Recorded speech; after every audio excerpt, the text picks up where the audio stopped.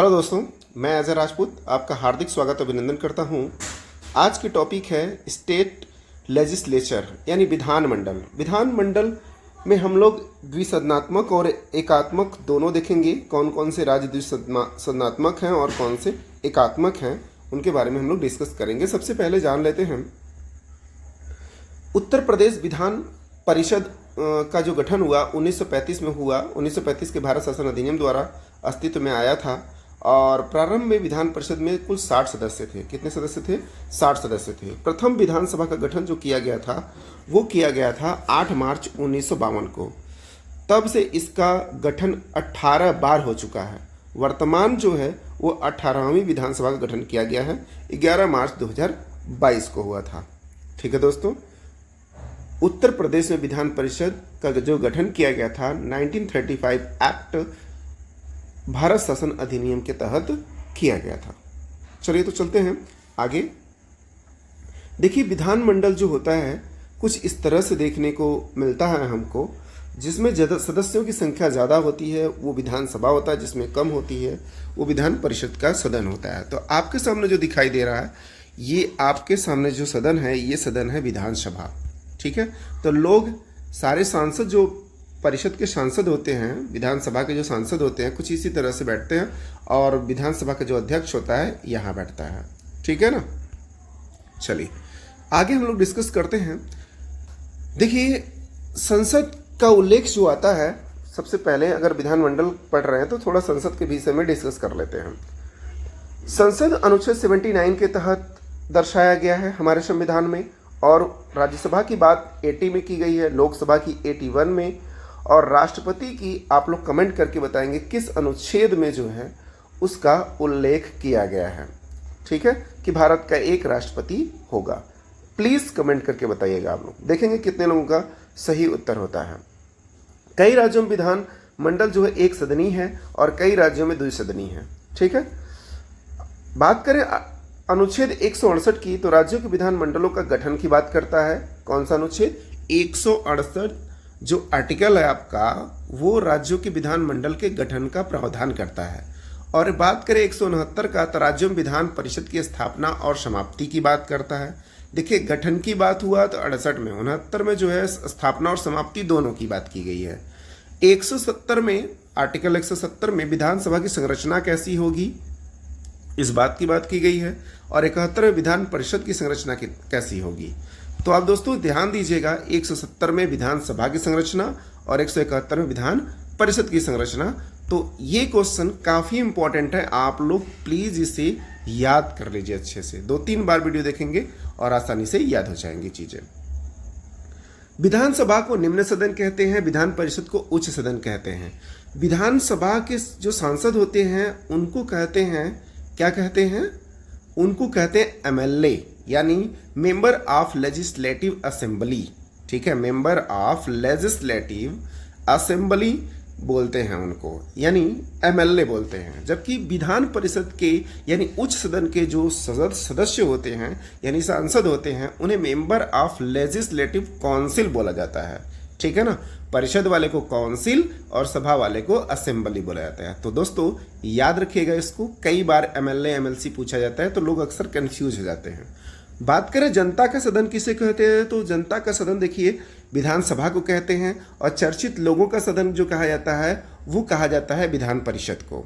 तो चर्चित लोगों का सदन की बात होगी तो विधान परिषद, और जनता का सदन जो होगा वो कौन होगा? विधानसभा, क्योंकि जनता द्वारा विधानसभा के सदस्य चुन के आते हैं, जबकि विधान परिषद के सदस्य जो होते हैं चर्चित लोगों के द्वारा चुन के आते हैं। वो अभी डिस्कस करेंगे हम लोग कौन से वो लोग होते हैं जिनके द्वारा ये चुने जाते हैं। बात करें प्रथम सदन ये होता है, और द्वितीय सदन होता है आपका विधान परिषद। यह अस्थायी सदन होता है जबकि विधान परिषद स्थायी सदन होता है। यह युवाओं का सदन होता है जबकि ये बड़ों का सदन है, क्योंकि इनमें जो है आयु का डिफरेंस होता है दोस्तों। विधानसभा में आयु जो होती है, सांसदों की जो आयु होती है 25 ईयर्स होती है, जबकि विधान परिषद के सदस्यों की आयु जो होती है वो 30 ईयर्स होती है। सभी राज्यों के अलावा 3 केंद्र शासित प्रदेश में भी विधानसभा के चुनाव होते हैं, जैसे दिल्ली, पुदुचेरी और जम्मू कश्मीर में चुनाव होते हैं। और वर्तमान में 6 राज्यों में विधान परिषदें हैं। वो 6 राज्य जो है हम लोग आगे डिस्कस करने वाले हैं, कौन कौन से ट्रिक के माध्यम से देखने वाले हैं। चलिए आइए देखते हैं। विधान परिषद में कुल ऐसे 6 राज्य हैं जिनमें द्विसदनात्मक व्यवस्था है। ठीक है, आप उत्तर भारत में देखेंगे तो यूपी और बिहार हो जाता है, और 4 जो हैं आपके मध्य और साउथ के स्टेट हो जाते हैं, जिसमें से आपके 4 हो जाते हैं महाराष्ट्र, कर्नाटका, तेलंगाना, आंध्र प्रदेश। ये 4 स्टेट हो गए साउथ के और मध्य भारत से लगे हुए, और 2 उत्तर भारत के लगे हुए 2 स्टेट हो जाते हैं आपके उत्तर प्रदेश और बिहार। इसका ट्रिक है दोस्तों, तुम कब, सिर्फ एक ट्रिक याद रखना है, तुम कब। ये 6 लेटर जो है 6 राज्यों को डिनोट करता है। ठीक है, T for Telangana, U for Uttar Pradesh, M for Maharashtra. दोस्तों लगेगा कि आपको M से मिजोरम, मेघालय, महाराष्ट्र, मध्य प्रदेश ऐसा आपको फील होगा, लेकिन दोस्तों याद रखिएगा जो सबसे बड़ा राष्ट्र है उनमें M नाम से जनसंख्या के हिसाब से भी और अन्य माध्यम से, इकोनॉमी के माध्यम से, तो बड़ा वाला ही है, इसको आपको ध्यान रखना है। तो महाराष्ट्र हो जाएगा, और K for Karnataka, A for जो है आंध्र प्रदेश, और B फॉर आपका बिहार हो जाता है। तो इस तरह से 6 राज्य हो जाते हैं आपके जिनमें द्विसदनात्मक व्यवस्था है। बात करें आगे हम लोग तो ये वही राज्य हैं जिनमें द्विसदनात्मक है। जम्मू कश्मीर 2019 में इसे राज्यों की सूची से बाहर करके इसे केंद्र शासित प्रदेश बना दिया गया, जिसकी वजह से अब ये द्विसदनात्मक व्यवस्था नहीं रह गया है। तो दोस्तों ये 6 बाकी हैं, आप इन्हें याद रखेंगे। ठीक है दोस्तों, चलिए आगे बढ़ते हैं। संसद यानी पार्लियामेंट, विधानमंडल यानी लेजिस्लेचर। ठीक है, दोनों को इंग्लिश नेम भी याद रखना है आपको। इंग्लिश नेम जब कभी पूछ लेता है तो बच्चे घबरा जाते हैं कि पता नहीं क्या पूछा है। लोकसभा की बात करें तो लोकसभा को इंग्लिश में कहते हैं हाउस ऑफ पीपल, और लोकसभा के जो सदस्य होते हैं उन्हें मेंबर ऑफ हाउस पीपल कहते हैं। ठीक है दोस्तों, तो याद रखिएगा। जबकि राज्यसभा का काउंसिल ऑफ स्टेट्स बोलते हैं, यानी राज्यसभा के सदस्य को मेंबर ऑफ काउंसिल स्टेट्स की संज्ञा उनको दी जाती है, यानी अगर शॉर्ट में कहें तो MCS और MHP बोला जाता है। लोकसभा सांसदों को MHP और राज्यसभा सांसदों को जो है MCS बोला जाता है। ठीक है दोस्तों, याद रखिए। और कंबाइंड रूप से इन्हें मेंबर ऑफ पार्लियामेंट के नाम से भी जाना जाता है, तो आपको ये भी बात याद रखना है। नेक्स्ट है लेजिस्लेचर की बात करते हैं, विधानमंडल की। तो विधानमंडल में 2 पार्ट भी हो सकते हैं, इसके 2 अंग भी हो सकते हैं और नहीं भी हो सकता है। तो विधानसभा को लेजिस्लेटिव असेंबली के नाम से जानते हैं, जबकि विधान परिषद को लेजिस्लेटिव काउंसिल के नाम से जानते हैं। यानी विधानसभा के सदस्यों को MLA कहा जाता है और विधान परिषद के सदस्यों को MLC कहा जाता है। यानी member of legislative assembly, member of legislative council के नाम से जाना जाता है, लेकिन कंबाइंड रूप से इनको विधायक की संज्ञा दी जाती है। विधायक आपने सुन रखा होगा, आपके आसपास दिखाई देते हैं।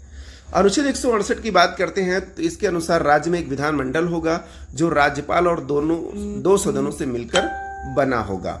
ठीक है, जहां किसी राज्य के विधान मंडल के 2 सदन हैं, वहां एक का नाम विधान परिषद और दूसरे का नाम विधानसभा होगा, और जहां केवल एक सदन है उसका नाम विधानसभा ही होगा। तो ये बात आपको याद रखना है। द्विसदन होगा तो विधान परिषद और विधानसभा दोनों होगा, जहां सिंगल हो सिर्फ विधानसभा होगा। ठीक है, चलिए आगे चलते हैं। बात करते हैं 169 की। तो राज्यों में विधान परिषद की स्थापना और समाप्ति की बात करता है, जैसा कि हम लोग पीछे देख चुके हैं। विधान परिषद की स्थापना और समाप्ति के लिए यदि किसी भी राज्य की विधानसभा अपने कुल सदस्यों के पूर्ण बहुमत तथा उपस्थित मतदान करने वाले सदस्यों के 2/3 बहुमत से प्रस्ताव पारित कर सकते हैं। तो याद रखिएगा, 2/3 बहुमत से उपस्थित जितने सदस्य होते हैं उनके 2/3 बहुमत से वो पारित कर सकते हैं या पूर्ण बहुमत से कर सकते हैं। विधानसभा से पारित विधेयक संसद के दोनों सदनों से साधारण बहुमत से पास हो जाता है, फिर राष्ट्रपति के हस्ताक्षर करने के लिए भेज दिया जाता है, और राज्य 100 विधानसभा सीट, राज्यसभा में जो होती है 100 विधानसभा सीट है, तो पूर्ण बहुमत जो होगा 51 सीट से होगा। और 2/3 का अर्थ ये है कि अगर 60 सीटें हैं तो 60 सीटें का मतलब है 40 सीट, और 90 है तो 60 सीट होना अनिवार्य है। ठीक है ना, तो ये समझाया गया है, बस आपको ध्यानपूर्वक इसे समझ लीजिए।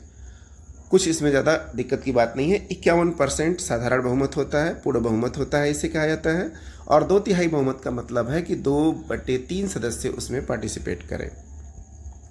बात करते हैं आगे विधानसभा और विधान परिषद की। तो कार्यकाल 5 साल 6 साल का होता है और विधान परिषद के जो सदस्य होते हैं प्रत्येक 2 वर्ष में 1/3 सदस्य सेवानिवृत्त हो जाते हैं और उनके स्थान पर नए सदस्य आते हैं। जबकि बात करें विधानसभा की, तो ये भारत के नागरिक होते हैं, 25 वर्ष की आयु पर पूरी कर चुका हो, सरकार के किसी लाभ के पद पर न हो, पागल या दिवालिया न हो, अप्रत्यक्ष चुनाव को जीतकर वो विधानसभा का सदस्य बन सकता है। जबकि विधान परिषद में ऐसा नहीं है। भारत का वो नागरिक तो होना चाहिए, 30 वर्ष आयु उसकी होनी चाहिए। डिफरेंस आपके विधानसभा से है। ये सरकार के किसी लाभ के पद पर ना हो, ये भी उस सेम चीज़ है, और पागल व दिवालिया ना हो, और इनका चुनाव जो होता है अप्रत्यक्ष चुनाव होता है जिसके माध्यम से ये आते हैं सदन में। बात करते हैं वो टॉपिक जहां से विधान परिषद के सदस्यों का चुनाव होता है, उनमें पार्टिसिपेट कौन लोग करते हैं, तो हम उसी की बात करते हैं। वेरी वेरी इंपॉर्टेंट है, याद रखिएगा। ये सबको याद नहीं होता है जल्दी, और एग्जाम में पूछा जाता है तो अक्सर लोग गलती कर बैठते हैं, तो आप ध्यान दीजिएगा इसको। 1/3 सदस्य जो होते हैं विधानसभा के सदस्यों द्वारा ये चुने जाते हैं, और 1/3 ही जो है स्थानीय निकाय द्वारा, यानी लोकल बॉडीज के द्वारा जो है, लोकल निकाय के द्वारा, यानी लोकल जो सत्ते में लोग होते हैं। लोकल कहने का मतलब है कि पंचायती राज से हो गए या नगर पंचायत से हो गए, ऐसे जो लोग होते हैं लोकल नेता कह सकते हैं आप, तो उनके द्वारा ये 1/3 सदस्य चुन के आते हैं। 1/6 जो है ये राज्यपाल द्वारा मनोनीत किए जाते हैं। 1/6 टोटल सदस्यों का 1/6 सदस्य राज्यपाल मनोनीत करते हैं, और 1/12 सदस्य वे सदस्य होते हैं जो ग्रेजुएट द्वारा निर्वाचित होते हैं, जिन्होंने कम से कम 3 वर्ष पूर्व स्नातक की डिग्री प्राप्त कर ली हो, और इसके लिए रजिस्ट्रेशन कराना पड़ता है वोटिंग के लिए। ठीक है दोस्तों। आगे 1/12 उन अध्यापकों द्वारा निर्वाचित होते हैं जो कम से कम 3 वर्षों से माध्यमिक पाठशालाओं अथवा उनसे ऊंची कक्षाओं में शिक्षण का कार्य कर रहे हैं, तो उनको भी रजिस्ट्रेशन करा के इस चुनाव में वो पार्टिसिपेट कर सकते हैं। आगे बढ़ते हैं हम लोग विधानसभा और विधान परिषद की आगे बात करते हैं। तो सदस्यों की जो संख्या होती है विधानसभा में मैक्सिमम 500 हो सकती है। मैक्सिमम कितनी हो सकती है? 500। जबकि विधान परिषद में विधानसभा सदस्यों का 1/3 मैक्सिमम सदस्यों की संख्या हो सकती है। जैसे किसी विधानसभा में 300 सदस्य हैं तो विधान परिषद में मैक्सिमम 100 हो सकती है। ठीक है ना, ये बात आपको ध्यान रखना है। और विधानसभा में कम से कम 60 होता है और विधान परिषद में कम से कम 40 सदस्य होते हैं। ये दोस्तों आप लोगों को दिमाग में एकदम से सेट कर लेना है। किसी भी विधानसभा में मैक्सिमम 500 और विधानसभा का 1/3 सदस्य जो होता है विधान परिषद में मैक्सिमम होता है। ठीक, और विधानसभा में कम से कम जो न्यूनतम सीट होती है वो 60 होती है और विधान परिषद में 40 होती है। अपवाद की बात करें तो गोवा में 40 है विधानसभा के मामले में, मिजोरम में भी 40, सिक्किम में 32, पुदुचेरी में 30 हैं। ये अपवाद हैं जहां पर विधानसभा के चुनाव तो होते हैं बट वहां 60 सीटें नहीं हैं। ठीक है, आगे बात करें अधिकारी होते हैं इसमें जो विधानसभा में, उन्हें अध्यक्ष एवं उपाध्यक्ष कहते हैं, जबकि विधान परिषद के जो अधिकारी होते हैं उन्हें सभापति और उपसभापति के नाम से जानते हैं। जैसा कि आप संसद की बात भी देख सकते हैं कि संसद के लोकसभा और राज्यसभा में भी ऐसा ही होता है। आरक्षण की बात करें तो अनुच्छेद 332 के अनुसार राज्य की विधानसभाओं में जनसंख्या के अनुपात में एससी और एसटी जातियों को आरक्षण दिया गया है। कौन सा आर्टिकल है? 332 के तहत एससी और एसटी जातियों को आरक्षण दिया गया है। बात करें 333 के अनुसार तो राज्यपाल एक आंग्ल भारतीयों को विधानसभा में मनोनीत कर सकता है, बट 104वें संविधान संशोधन के द्वारा इसे कैंसिल कर दिया गया। अब ऐसा कोई प्रावधान हमारे संविधान में नहीं है। भारत के संविधान में अब तक कुल 106 संशोधन हो चुके हैं। पहला संशोधन 18 जून 1951 को हुआ था और 106वां जो संशोधन हुआ था 28 दिसंबर 2023 को हुआ था। ठीक है दोस्तों, तो ये बात याद रखिएगा, पहला 1951 में और 106वां जो है 2023 में हुआ था आखिरी संशोधन। आगे बात करते हैं विधानसभा के कार्य और शक्तियां। इसे राज्य सूची और समवर्ती सूची पर कानून बनाने का राइट्स होता है विधानसभा को। धन विधेयक को सबसे पहले विधानसभा में प्रस्तुत किया जाता है, जैसा कि आप संसद में भी देख सकते हैं, लोकसभा में पेश किया जाता है। धन विधेयक विधानसभा में पारित हो जाता है और इसे विधान परिषद के पास भेज दिया जाता है और विधान परिषद को 14 दिन के भीतर विधेयक को विधानसभा के पास लौटाना होता है। ये बात आपको ध्यान रखना है, 14 दिन पहले उनको लौटा देना है, नहीं लौटाएंगे तभी वो विधेयक पास हो जाएगा। प्रत्येक वर्ष राज्य का वार्षिक बजट भी विधानसभा में ही प्रस्तुत किया जाता है। वार्षिक बजट जैसे लोकसभा में पेश होता है वैसे ही विधानसभा में भी पेश किया जाता है। विधानसभा की अनुमति के बिना राज्य में कोई भी टैक्स नहीं लगाया जा सकता। मंत्रिपरिषद सामूहिक रूप से विधानसभा के प्रति उत्तरदायी होता है, जैसे कि वहां लोकसभा के प्रति उत्तरदायी होता है, ठीक उसी तरह से। ठीक है दोस्तों, आगे बात करते हैं हम लोग विधान परिषद के कार्य और शक्तियां। विधान परिषद किसी भी विधेयक को अधिकतम 4 माह तक रोक सकती है। कितने माह तक? 4 माह तक ही रोक सकती है। बात करें सेकंड पॉइंट की, तो मुख्यमंत्री और मंत्रियों का चयन किसी भी सदन से किया जा सकता है, यानी चाहे वो विधानसभा के सदस्य हो चाहे विधान परिषद के सदस्य हो, वो मुख्यमंत्री और मंत्री पद पे आसीन हो सकता है। विधान परिषद सदस्य को मंत्री या मुख्यमंत्री बनाया जा सकता है, तब भी वह विधानसभा के प्रति उत्तरदायी होता है। ठीक है ना। विधान परिषद में सीटों की संख्या जो होती है, किस राज्य में कितनी है? विधान परिषद में 6 राज्य में है विधान परिषद है, वो 6 राज्य में किस में कितनी सीटें हैं? उत्तर प्रदेश में 100 सीटें हैं, महाराष्ट्र में 78 सीटें हैं, बिहार व कर्नाटक में बराबर 75 सीटें हैं, आंध्र प्रदेश में 58 है और तेलंगाना में 40 है। तो इस तरह से ये भी आपको याद रखने हैं कि उत्तर प्रदेश में 100, 78 महाराष्ट्र में, क्योंकि दूसरा सबसे बड़ा है, और बिहार में 75, कर्नाटक में 75, आंध्र प्रदेश में 58, तेलंगाना में 40। तो आपको ये दोस्तों याद रखना है। तो इस तरह से ये टॉपिक आपका यहाँ पे खत्म होता है। और इसी तरह के वीडियो को देखने के लिए आप प्लीज़ चैनल को लाइक एंड सब्सक्राइब कर लें, क्योंकि आने वाले दिनों में हम पूरे संविधान को कवर करने वाले हैं। तो प्लीज़ चैनल को आप लाइक और सब्सक्राइब कर लीजिए, ताकि आने वाले वीडियोस आपके पास सबसे पहले पहुंचे। ठीक है दोस्तों, थैंक यू फॉर वॉचिंग।